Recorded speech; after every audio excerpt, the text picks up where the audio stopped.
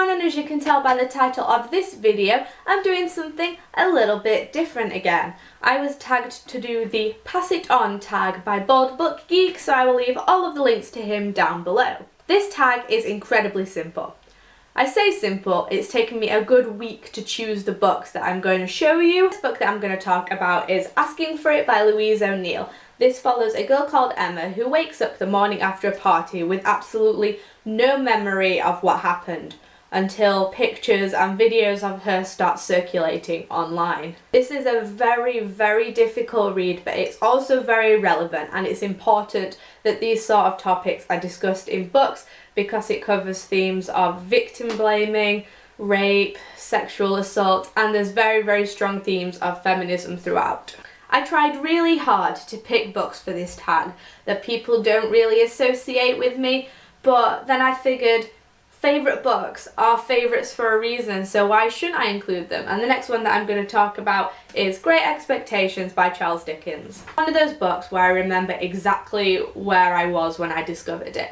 I was sitting in my English class at GCSE and we were talking about the Gothic, and we analysed chapter 8 of this and chapter 1 of it and compared it, and then we watched some bits of the adaptations.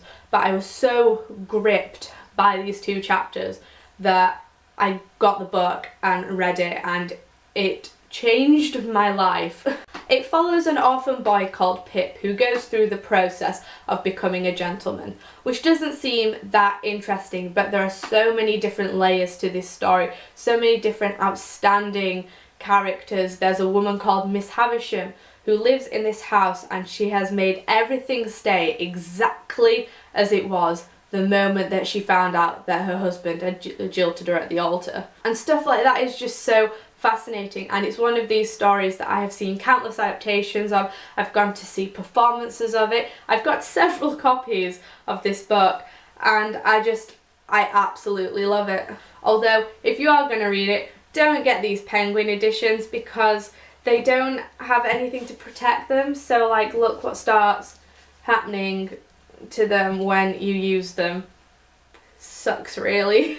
And the final book that I'm going to talk about is actually a poetry collection, and that is No Matter The Refuge by Sarah Kay. I found out about Sarah Kay through a YouTube channel called Button Poetry that showcases performance poetry, and I remember seeing her poem The Type performed on there, and I was absolutely in love and just captivated by the way that she performs her work. And when I learnt that she actually had a collection of her poetry, I couldn't resist. This is not just a singular collection, this is a collection of all of the poems that she has written over the past 10 years.